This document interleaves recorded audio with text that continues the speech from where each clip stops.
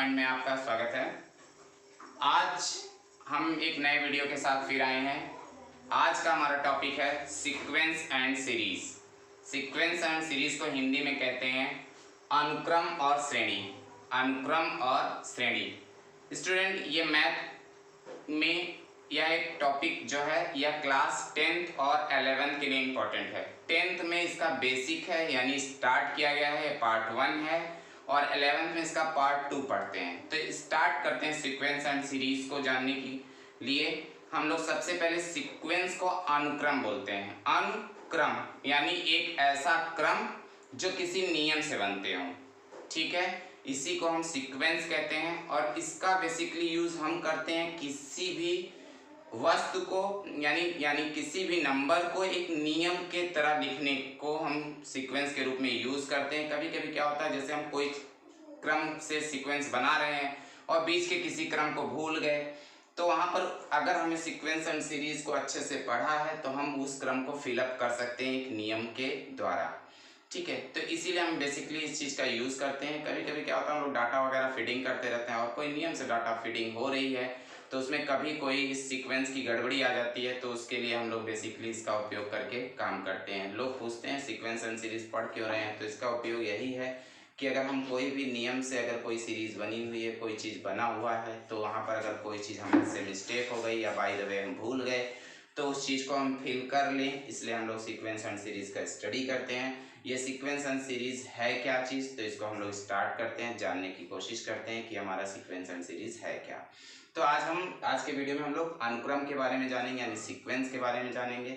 Sequence अंग्रेजी word है और इसका हिंदी मीनिंग होता है अनुक्रम, ठीक है। तो अनुक्रम है क्या चीज़, मैंने यहाँ बता रखा है कि वस्तुओं का एक ऐसा संग्रह है जिसमें प्रत्येक वस्तु अपनी पूर्व वस्तु से इस प्रकार क्रमित होती है। क्रमित मीन्स जोड़ी गई होती है या लिखी गई होती है कि उन्हें प्रथम, द्वितीय, तृतीय और चतुर्थ के रूप में व्यक्त किया जा सकता है। ये तो हम दैनिक जीवन की बात किए, यानी इसका विशेष आशय निकाले कि अनुक्रम एक ऐसी प्रणाली होती है जिसमें हम वस्तुओं को इस प्रकार व्यवस्थित करें कि उन्हें प्रथम, द्वितीय और तृतीय के नाम से व्यवस्थित किया जा सके, ठीक है। अब इसका दूसरा आशय क्या है, जब हम मैथमेटिकल में पढ़ते हैं तो मैथमेटिकल में हमने कहा वह संख्याओं का एक ऐसा क्रम होता है जिसे हम term 1, term 2, term 3 dot dot term n से डिनोट करते हैं, की रचना एक निश्चित नियम के अंतर्गत की जाती है। Term 1, term 2, term 3, term n की रचना एक निश्चित नियम के तहत की जाती है या अंतर्गत की जाती है, उन्हें हम अनुक्रम कहते हैं। फिर से सुने, संख्याओं का एक ऐसा क्रम जिसे t1, t2, t3 dot dot tn की रचना एक निश्चित नियम के तहत की जाती है यानी अंतर्गत की जाती है, उसे हम अनुक्रम कहते हैं। एक और मैंने डिफिनेशन बनाई है जिसको हम लोगों ने फलन का रूप दिया है। फलन क्या होती है, फलन को जैसे हम कोई चीज इस प्रकार लिखते हैं y = fx, तो ये हमारा फलन है, ठीक है। जैसे मैंने लिखा y = 5x + 3, तो इस रूप में अगर हम लिख रहे हैं तो यहाँ पर हम x की वैल्यू पुट करते चलेंगे तो y की वैल्यू आती जाएगी, तो इसको हम लोग फलन बोलते हैं। x की वैल्यू का रखना क्या कहलाता है, डोमेन, और y की वैल्यू का मिलना क्या कहलाता है, रेंज यानी परास कहलाता है। जैसे मैंने x की वैल्यू 1 रखी, ठीक है, तो y की वैल्यू क्या होगी, 5 × 1 + 3 यानी y हो गया 5 + 3 यानी 8। तो इसी तरह से मैंने x की वैल्यू अगर 2 रखी तो y की वैल्यू क्या होगी, 5 × 2 + 8 यानी y की वैल्यू हो जाएगी 5 2 = 10 + 8 यानी 18, ठीक है। यहाँ 3 है, सॉरी यहाँ 3 होगा, ठीक है, तो 5 2 = 10 13 हो जाएगा, ठीक।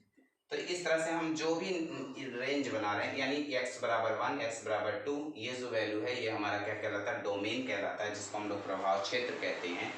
और या y = 8 और y = 13 हमारा क्या कहलाता है, रेंज यानी प्रभाव, इसको हम लोग परास कहते हैं, ठीक है।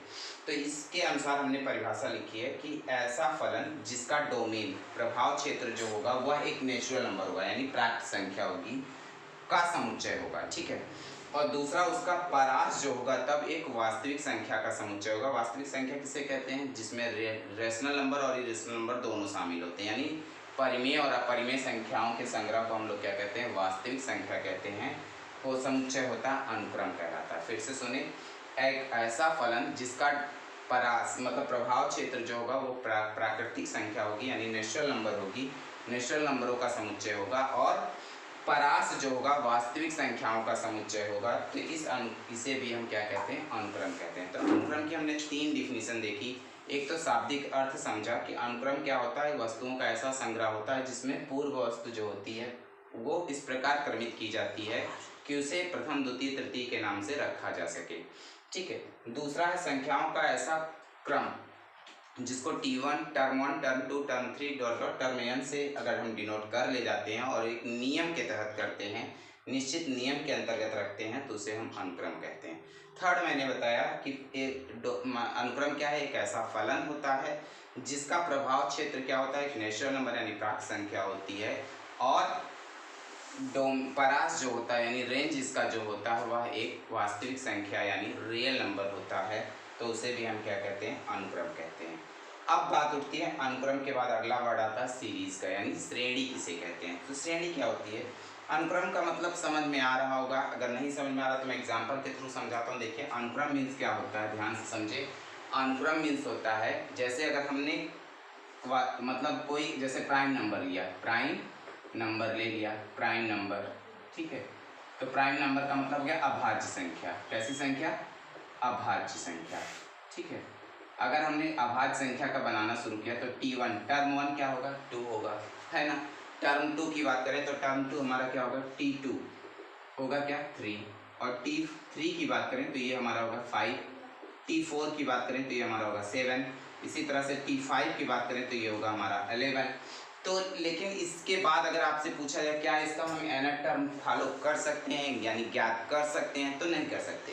क्यों, क्योंकि ये इसका सही से कोई निश्चित रूल नहीं है जिससे हम इसको पकड़ सकें।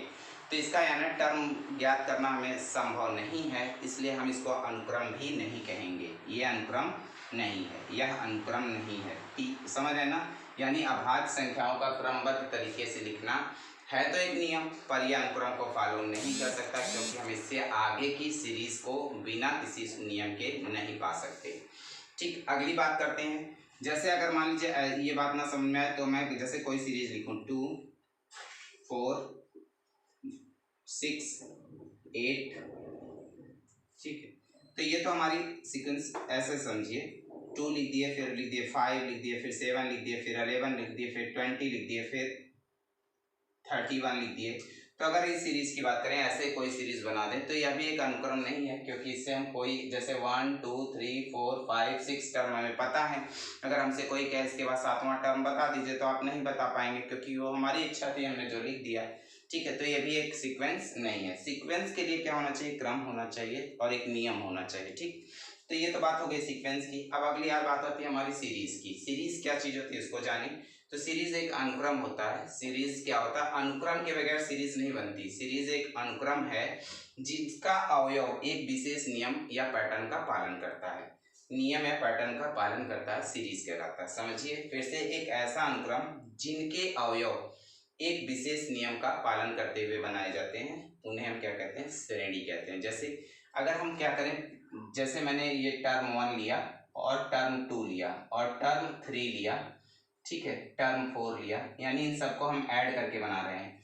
यानी या तो हम इनका योग करके बना दें, या हम इनका अंतर करके बना दें, या हम इनका मल्टीप्लाई करके ऐसे कोई सीरीज बना लेते हैं, तो इसको हम सीरीज बोलते हैं। यानी टर्म के इन सभी टर्मों का हम योगफल बना रहे हैं, यहाँ पर सम कर रहे हैं, तो इसलिए हम इसको क्या बोलेंगे, सीरीज बोलेंगे। ठीक है, इसमें क्या होता है, मैं एक नियम के तहत चेन मतलब लिखता जाता हूँ, ठीक है, अवयव को लिखता हूँ, यानी सेट बनाता हूँ। ये एक सेट है, यानी कुल मिला के समझिए अनुक्रम एक सेट होता है, और ये सीरीज जो होती है वो प्लस या माइनस करके या मल्टीप्लाई करके लिखी गई एक सीरीज होती है। ठीक है, तो ये हमारी एक सीरीज हो गई, और ये T1, T2, T3 इस तरह से अगर कोई रचना हम करते हैं तो उसको हम लोग क्या कहते हैं, अनुक्रम कहते हैं। अनुक्रम और सीरीज समझ में आ गई होगी बच्चों। अनुक्रम क्या है, एक प्रकार का क्या पैटर्न है। अनुक्रम समझिए T1, T2 एक ऐसी रचना है जो एक नियम के तहत रखी गई होती है, और सीरीज जो होती है उसको प्लस या माइनस करके जोड़ी जाती है। अगर हम जोड़ रहे हैं या माइनस कर रहे हैं तो उस तरह की सीरीज को उसे हम सीरीज कहते हैं। ठीक, तो ये दोनों बातें स्पष्ट हो गई। अब हम पढ़ेंगे टाइप्स ऑफ सीरीज। आइए बच्चों जाने टाइप्स ऑफ सीक्वेंस के बारे में हम स्टडी कर रहे हैं। तो टाइप्स ऑफ सीक्वेंस यानी अनुक्रम के प्रकार। अनुक्रम के प्रकार कितने होते हैं, 2। एक को बोलते हैं हम लोग फाइनाइट सीरीज और दूसरा होता है इनफाइनाइट सीरीज। फाइनाइट सीरीज को हिंदी में बोलते हैं परिमित श्रेणी और इनफाइनाइट सीरीज को बोलते हैं अपरिमित श्रेणी। अब नाम से ही पता है परिमित श्रेणी किसे कहते हैं। तो परिमित श्रेणी का अर्थ होता है जिसकी संख्या सीमित हो, यानी जिनको हम गिन सकें। तो क्या बोलेंगे, ऐसी श्रेणी जिसमें पदों की संख्या सीमित हो परिमित श्रेणी कहलाती है। ऐसी श्रेणी जिसमें पदों की संख्या सीमित हो क्या कहलाती है, परिमित श्रेणी कहलाती है। अब देखिए यहाँ पर 2 + 4 + 6 + 8 डॉट डॉट कितने टर्म तक, 10 टर्म तक है। तो इसका मतलब एक सीमित है कि इसको 10 टर्म तक ही इस सीरीज को लिखा गया है।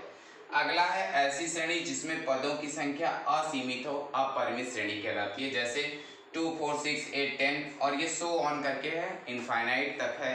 यानी इस सीरीज की सीमा, यानी इस सीरीज का लास्ट टर्म क्या है हमें पता नहीं है। तो इसको हम लोग बोलते हैं इनफाइनाइट सीरीज। तो यानी कुल मिलाकर के अगर हम सीरीज की बात करें तो सीरीज हमारे दो ही होते हैं, एक होता है फाइनाइट सीरीज और दूसरा होता है इनफाइनाइट सीरीज। बात समझ में आ गई। अब हम कुछ सीरीज पे प्रॉब्लम देखते हैं। जैसे हमारे पास एक प्रॉब्लम है, उस प्रॉब्लम को हम देखते हैं कि ये सीरीज के कैसे बनती है। सीरीज के लिए क्या होता है, जैसे हमारे पास एक प्रॉब्लम है, write the first three terms, ठीक है, of the sequence when nth term is. तो उसका nth टर्म बताना है। पहले देखिए हमारे पास nth टर्म दिया होगा, क्या दे रहा है हमसे, क्या रहा है, उन अनुक्रमों के प्रथम तीन पद बनाइए जिसका nवां पद हमें पता है। फिर से सुनिए, क्वेश्चन है write the first three terms of the sequence whose nth term is. अब जैसे nth टर्म हमें दिया हुआ है tn, whose nth term 3n - 5/6, ये हमारे पास nth टर्म है। अब इसमें से हमको थ्री टर्म बनाना है। क्या बनाना है, write the first three term. कह रहा है write the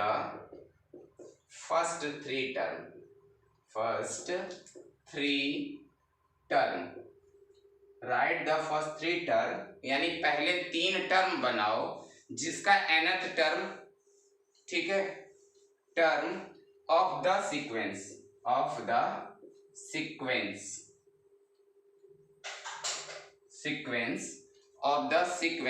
whose nth term, ठीक है, ये दिया हुआ है। तो हमको कितने टर्म बनाने, फर्स्ट थ्री टर्म बनाने। तो कैसे बनाएंगे, देखिए स्टार्ट करते हैं। n = b पुट n = 1, तो t1 = होगा 3 × 1 - 5/6। तो ये एक रूल बन रहा है, 3 × 1 = 3 - 5/6, तो ये हो गया -2/6। कैंसिल करेंगे तो -1/2 3 = 6, ठीक है।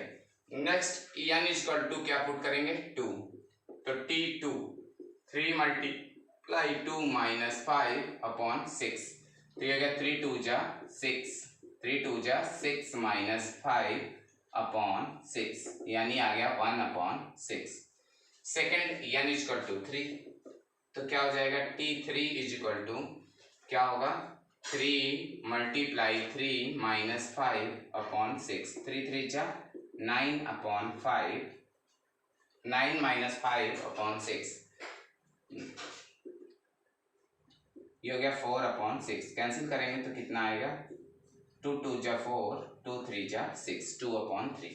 तो इस तरह से n = 1, n = 2, n = 3 हमने क्या किया, पुट किया, और हमारा एक सीक्वेंस बन करके तैयार हो गया। तो हमारा सीक्वेंस जो बना वो क्या बना, 1/3, 1/6, 2/3 डॉट डॉट nth टर्म।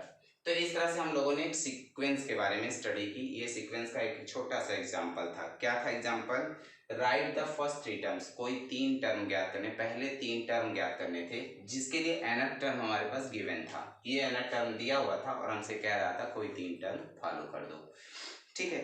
इसी तरह से हम कोई भी क्या होगा nth टर्म के बारे में स्टडी करेंगे, ठीक। अब हम लोग आगे बढ़ते हैं धीरे से। सीरीज के बाद अब श्रेणियों के बारे में पढ़ेंगे। क्या स्टूडेंट? प्रोग्रेशन, यानी हम लोग अब श्रेणी के बारे में पढ़ेंगे। अभी तक हम लोग सीरीज पढ़ रहे थे यानी श्रेणी के बारे में पढ़ रहे थे, अब श्रेणी के बारे में पढ़ेंगे। ये श्रेणी क्या वर्ड है, प्रोग्रेशन क्या वर्ड है?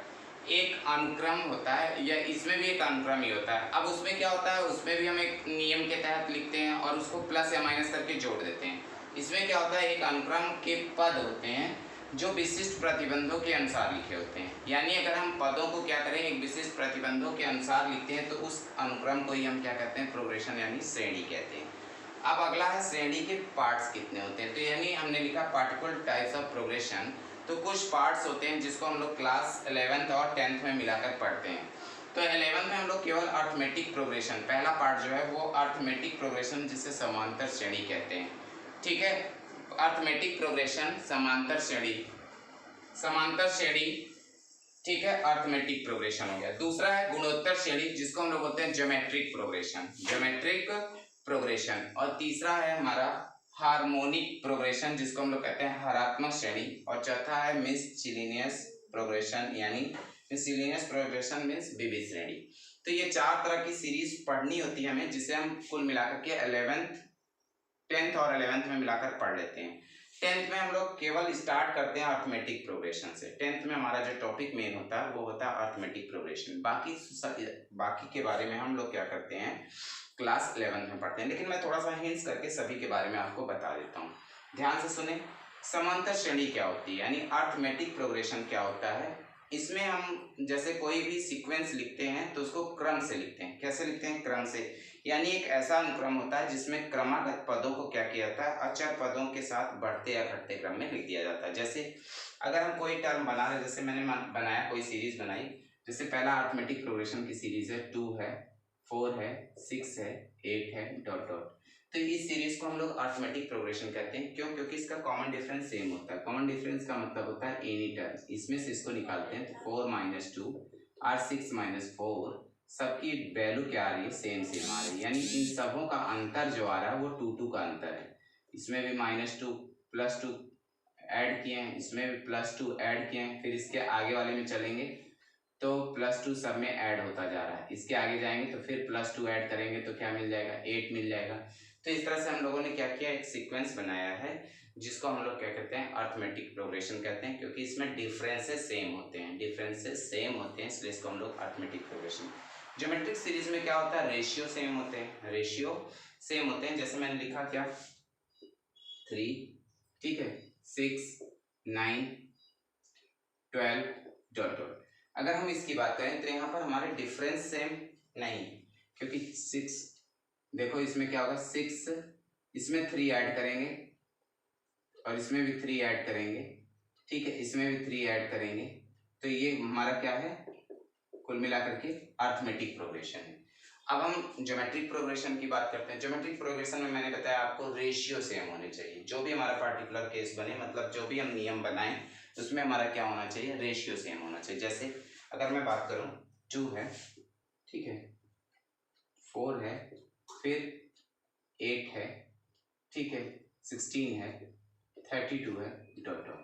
अब इसमें देखें तो रेशियो सेम है। रेशियो का मतलब इसमें इसका डिवाइड करेंगे तो 4/2 या 8/4 या 16/8, सब में रेशियो देखिए, 2 2 जा 4, 4 2 जा 8, 8 2 जा 16, यानी सब में रेशियो क्या है, सेम है। तो अगर रेशियो सेम है तो ये हमारा ज्योमेट्रिक प्रोग्रेशन होता है, ठीक है। हार्मोनिक प्रोग्रेशन क्या होता है, ये क्या होता है, जो भी हमारा अर्थमेटिक प्रोग्रेशन होता है उसका पोजीशन यानी उल्टा होता है। अगर जैसे मेरा ये क्या है, 2 4 6 8 एब्सोल्युटली क्या है, ये अर्थमेटिक प्रोग्रेशन है। अगर हम इसका हार्मोनिक प्रोग्रेशन बनाएं तो लिखेंगे 1/2, 1/4, 1/6, 1/8, यानी कॉरेस्पॉन्डिंग क्या होता है, रेसिप्रोकल होते हैं, यानी उल्टे क्रम में अगर लिख देते हैं तो उसे हम लोग कहते हैं हार्मोनिक प्रोग्रेशन।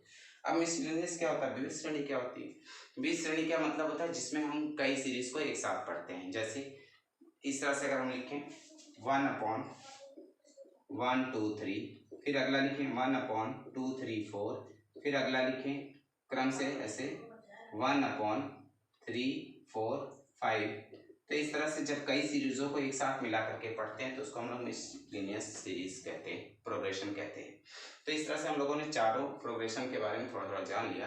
अब हम बेसिकली अर्थमेटिक प्रोग्रेशन के बारे में स्टडी करेंगे, जो कि क्लास 10th का टॉपिक है। फिर इसी को और आगे बढ़ाएंगे कंटिन्यू करते हुए, तो 11th में हम पहुंच जाएंगे। ठीक है, 11th में फिर हमें ज्योमेट्रिक भी पढ़ना है, हार्मोनिक भी थोड़ा बहुत पढ़ना है और मिसलिनियस भी पढ़ना है।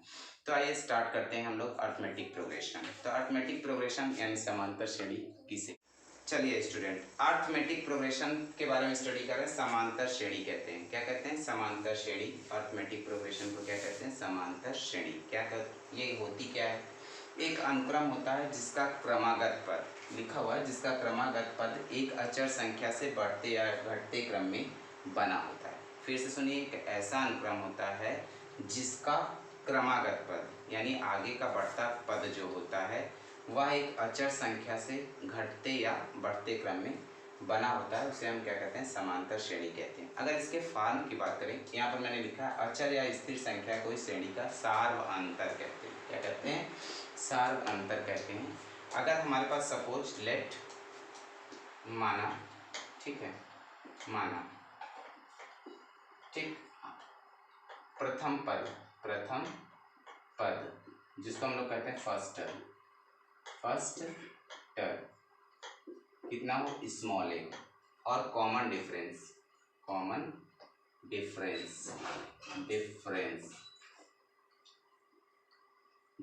हमारा कितना हो, जिसको हम लोग कहते हैं सार्व अंतर कितना हो, स्मॉल डी हो। तो एक सीरीज फॉर्म होती है, जैसे हम लोग कहेंगे ना ए प्लस दी फार of A plus D, A plus 2d, A plus 3d, A plus 4d, ठीक है, dot dot so on, is called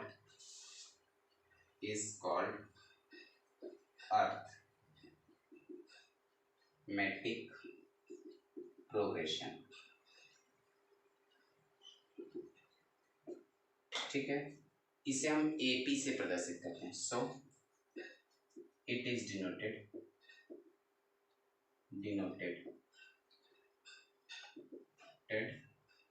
by AP, arithmetic progression. ठीक है, ध्यान से सुनेंगे। अगर हम इस फॉर्म में लिखें ए plus D, A plus 2d, A plus 3d, A plus 4d, तो इसी को हम लोग क्या कहते हैं, अर्थमेटिक प्रोग्रेशन कहते हैं। सबसे बड़ी चीज़ क्या होती है, इसमें कॉमन डिफरेंस जो होता है वो कांस्टेंट टर्म होता है, स्थिर टर्म होता है। ठीक, तो ए plus D, A plus 2d, A plus 3d, ठीक है, ए प्लस 4d, अगर इस फॉर्म का हमको कोई प्रोग्रेशन मिलता है तो उसे हम क्या कहते हैं, अर्थमेटिक प्रोग्रेशन कहते हैं। तो ये स्टूडेंट हम लोगों ने अर्थमेटिक प्रोग्रेशन के बारे में जाना। अब हम आगे बढ़ेंगे, थोड़ा सा क्या करेंगे, अर्थमेटिक प्रोग्रेशन के बारे में कुछ सवालों की स्टडी करेंगे। तो थोड़ा सा इसके जाने के लिए सबसे पहले हम जनरल टर्म ऑफ एपी के बारे में जानेंगे। तो जनरल टर्म ऑफ एपी मैं आपको बताता हूँ क्या होता है।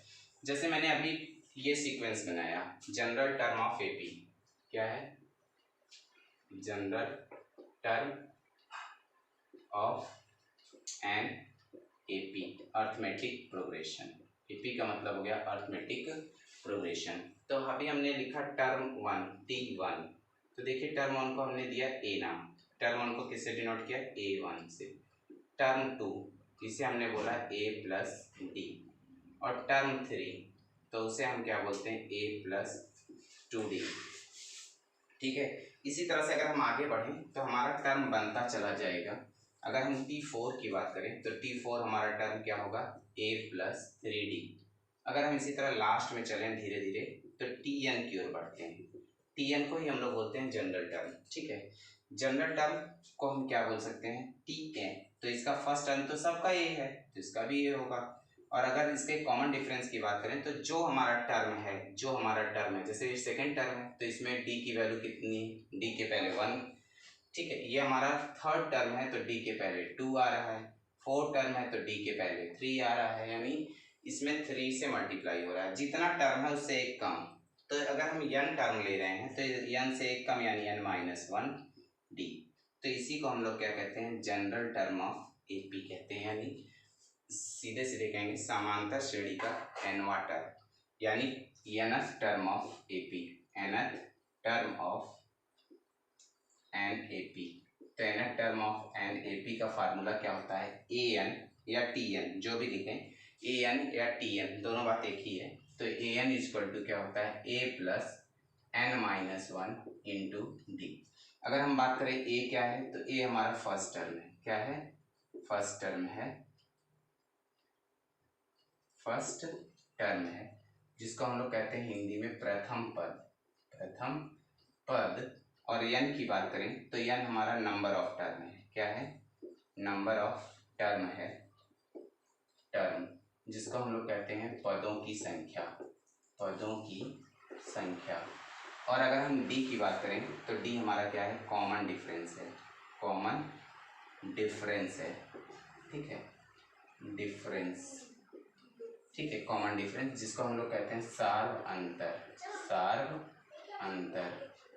और अगर हम ए एन की बात करें तो ए एन क्या है, nth टर्म है, nth टर्म है। तो इस तरह से हमारे पास ये हमारा general term of an A P है, जिसको हम लोग कहते हैं साधारण भाषा में, general term of A P को कहते हैं समांतर श्रेणी का व्यापक पद, यानी समांतर श्रेणी का व्यापक पद, या इसी को हम लोग कहते हैं समांतर श्रेणी का nवां पद, समांतर श्रेणी का क्या, व्यापक पद, व्यापक पद, या इसी को बोलते हैं nth पद, nवां पद बोलते हैं। हिंदी में अगर बोले तो nवां पद बोलेंगे, nवां पद, ठीक है। तो समांतर श्रेणी के व्यापक पद का फार्मूला याद करिए स्टूडेंट, क्या होता है, ए N equal to A plus N minus one into D. A क्या है, फर्स्ट टर्म है, एन क्या है, नंबर ऑफ टर्म है, डी क्या है, कॉमन डिफरेंस है, और ए एन क्या है, nth टर्म है, ठीक है स्टूडेंट। अब हम इस पे कुछ सवालों की चर्चा करेंगे। तो हम लोग क्लास 10th में मनोहर रे की बुक से कुछ सवालें देखेंगे। तो आइए हम देखते हैं सवाल नंबर एक। सवाल नंबर एक, स्टूडेंट अब हम लोग मनोहर रे की बुक से स्टार्ट करेंगे। तो ये हमारा जो टॉपिक है, यानी हमने अर्थमेटिक प्रोग्रेशन को स्टार्ट किया। तो एक्सरसाइज 5A, मनोहर रे की बुक का एक्सरसाइज 5A, पहली क्वेश्चन क्या कह रहे हैं, ध्यान से सुने। निम्नलिखित में से प्रत्येक समांतर श्रेणी के लिए प्रथम पद और सार्व अंतर लिखिए। सार्व अंतर, सार्वांतर इसको बोलते हैं, सार्व अंतर, ठीक है, सार्व अंतर लिखना है। चलिए तो हम लोग सार्वांतर को लिखते हैं। तो हमारा सार्वांतर जो होता है, यहाँ पर आ छूट गया, तो सार्व अंतर बताना है। तो सार्व अंतर दो चीज़ें बतानी है। क्या क्या बतानी है, पहला फर्स्ट टर्म बताना है, प्रथम पद बताना है, और दूसरा सार्व अंतर बताना है। तो गिवन सीरीज देखिए, अर्थमेटिक प्रोग्रेशन हमारा जो है, अर्थमेटिक प्रोग्रेशन यानी समांतर श्रेणी, क्या है, समांतर श्रेणी, क्या है हमारा समांतर श्रेणी, ध्यान से सुने। समांतर श्रेणी है हमारी, समांतर श्रेणी गिवन जो दी गई है वो है 3 है, फिर -1 है, फिर 1 है, फिर क्या है, -1 है, और -3 है। अब इस सीरीज का फर्स्ट टर्म बताना, तो ये हमारा पहला टर्म है, फर्स्ट टर्म यानी प्रथम पद, प्रथम पद यानी फर्स्ट टर्म, फर्स्ट टर्म। तो फर्स्ट टर्म हमारा कितना है स्टूडेंट, 3 है, फर्स्ट टर्म हमारा क्या है, 3 है। अब दूसरा हमें बताना है कॉमन डिफरेंस, क्या बताना है, कॉमन डिफरेंस, ठीक है। कॉमन डिफरेंस को हम लोग बोलते हैं सार्व अंतर, सार्व अंतर। तो सार्व अंतर का फार्मूला होता है any term minus before term, any term, term minus before term, before term. जैसे मैंने एनी टर्म का मतलब कोई भी टर्म इसमें से लीजिए और उसमें से उसके बिफोर, मैंने पहले वाले टर्म को घटाइए। जैसे इसका कोई एनी टर्म अगर लेते हैं तो इसके बिफोर का कोई टर्म नहीं है, तो इसको नहीं ले सकते हैं, यानी हमको 1 लेना होगा। एनी टर्म हमने सपोज किया 1, तो इसका बिफोर टर्म कितना होगा, 3, और सब्ट्रैक्ट कर देंगे तो आ जाएगा -2, यानी डी की वैल्यू क्या आ गई, -2। ऐसे ही और एक सर्च करिए, जैसे मैंने एनी टर्म लिया डी इक्वल टू -3, तो बिफोर टर्म लेंगे तो -1 होगा, यानी +1 हो जाएगा। सब्ट्रैक्ट करेंगे +1, यानी सब्ट्रैक्ट करेंगे तो डी की वैल्यू क्या आ जाएगी, -2। तो यानी इसका डी कॉमन डिफरेंस कितना है, -2 है। और फर्स्ट टर्म यानी ए इक्वल टू कितना है, अगर हम बात करें तो ए इक्वल टू हमारा कितना है, 3 है। फर्स्ट टर्म इसका 3 है और कॉमन डिफरेंस कितना -2 है। स्टूडेंट समझ में आ रही होगी बात। इसी तरह से हमारे पास और भी हैं, दूसरा है, तीसरा है, चौथा। तो मैं एक और बताता हूँ। जैसे सेकंड सीरीज हमारी क्या है, ध्यान से देखिए थोड़ा जल्दी जल्दी। तो ये है हमारा सेकंड सीरीज है -5 -1 -1 3 और 7 डॉट। अब इसका हम फर्स्ट टर्म की बात करें तो इसका फर्स्ट टर्म हमारा a इक्वल टू कितना है, first term a equal to है -5। अगर हम इसके कॉमन डिफरेंस की बात करें तो एनी टर्म और बिफोर टर्म की बात हमको करना है। तो एनी टर्म में हमने कॉमन डिफरेंस को d से डिनोट किया और एनी टर्म में हमने लिया -1। ठीक है, अगर -1 लेते हैं तो इसका बिफोर टर्म होगा -5 यानी +5 हो जाएगा। कॉमन डिफरेंस निकालेंगे तो 5 - 1 यानी 4। ठीक है, एक और निकाल के चेक करते हैं क्या ये वास्तविक में मतलब हमारा अरिथमेटिक प्रोग्रेशन। तो मैंने एनी टर्म लिया 7, तो बिफोर टर्म कितना होगा 3, सब्ट्रैक्ट कर देंगे तो d इक्वल टू क्या आ जाएगा 4। यानी इसमें हर जगह इस कॉमन पॉइंट क्या है, यानी कॉमन नंबर जो है, यानी कॉमन डिफरेंस क्या है, जो कांस्टेंट टर्म है वो हमारा क्या है 4 है। ठीक, तो ये हमारा दूसरा प्रॉब्लम था। थर्ड हमारा है 1/3, यानी जो सीरीज दी गई है तीसरे नंबर पे, तीसरी नंबर की सीरीज है अरिथमेटिक प्रोग्रेशन की, वो है 1/3, 5/3, फिर 9/3 और 13/3। तो चेक करिए क्या ये अरिथमेटिक प्रोग्रेशन है। तो अरिथमेटिक प्रोग्रेशन का फर्स्ट टर्म अगर हम बात करें तो 1/3 है। अगर इसका कॉमन डिफरेंस सेम आता है तो हम कहेंगे अरिथमेटिक प्रोग्रेशन है, और दूसरी चीज़ इसका कॉमन डिफरेंस सेम चल रहा है। तो कॉमन डिफरेंस की बात करें तो एनी टर्म हमारा 5/3 होगा और उसके बिफोर का टर्म होगा 1/3। सब्ट्रैक्ट करिए तो ये हो जाएगा, एलसीएम कितना होगा 3, 5 - 1 यानी सब्ट्रैक्ट करने पर आ गया 4/3। अगला एक और निकालते हैं, d इक्वल टू हमने सपोज किया एनी टर्म 13/3, बिफोर टर्म होगा 9/3। ठीक है, एलसीएम कितना होगा 3, ये हो गया 13 - 9। ठीक है, तो इसको भी सॉल्व करेंगे तो हमारा आ जाएगा 4/3, यानी इसका कॉमन डिफरेंस क्या आया 4/3 और फर्स्ट टर्म क्या आया 1/3। अब हमारे पास एक और प्रॉब्लम है, उसको भी सॉल्व कर लेते हैं। इसमें भी हमको क्या बताना है, इसका फर्स्ट टर्म बताना है और कॉमन डिफरेंस बताना है। तो ध्यान से देखिए, हमारे पास जो प्रॉब्लम है 0.6 है, 0.6 है, 1.7 है, ठीक है, 2.8 है और 3.9 है। इसमें हमको क्या बताना है, फर्स्ट टर्म और कॉमन डिफरेंस। तो फर्स्ट टर्म हमारा क्या है 0.6 है, फट से बोलिए, फर्स्ट टर्म हमारा 0.6 है। और कॉमन डिफरेंस की बात करें तो हमारा कॉमन डिफरेंस क्या है, कॉमन डिफरेंस ध्यान से देखेंगे, कॉमन डिफरेंस हमारा है एनी टर्म हमने लिया जैसे 2.8, तो बिफोर टर्म क्या होगा 1.7। ठीक है, सॉल्व करेंगे तो क्या होगा 1 यानी 1.1।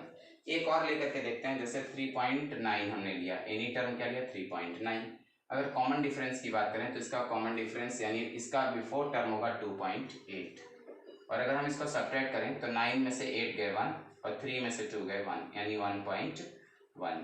तो इसका मतलब कॉमन डिफरेंस क्या आ रहा है 1.1 आ रहा है। तो स्टूडेंट इस तरह से आज के वीडियो में हम लोगों ने स्टार्ट किया है केवल अरिथमेटिक प्रोग्रेशन को। ठीक है, अब इसी को कंटिन्यू करते हुए कल नेक्स्ट वीडियो में हम लोग इसके आगे की प्रोसेस को यानी आगे की प्रॉब्लम को सॉल्व करेंगे। तो स्टूडेंट आशा करते हैं इस वीडियो में आप लोगों को बेहद रूप से इस सीक्वेंस एंड सीरीज के बारे में जानकारी प्राप्त हुई होगी। आगे के हम वीडियो में हम इसकी एक्सरसाइज को कवर करेंगे, पहले 10th के एक्सरसाइज को कवर करेंगे, फिर उसी के बाद अगली कड़ी में 11th के एक्सरसाइज को कवर करते हुए हम आगे बढ़ेंगे। ठीक है स्टूडेंट, तो आशा करते हैं आज के वीडियो को आप बार देखेंगे। ठीक है, और इसी के साथ हम आशा करते हैं प्रत्येक स्टूडेंट हमारे चैनल को सब्सक्राइब करें, लाइक और कमेंट करें। अगर कहीं पर कोई प्रॉब्लम आती है तो उसको कमेंट सेक्शन में डालें ताकि हम उस प्रॉब्लम को फिर से सॉल्व कर सकें। Thank you.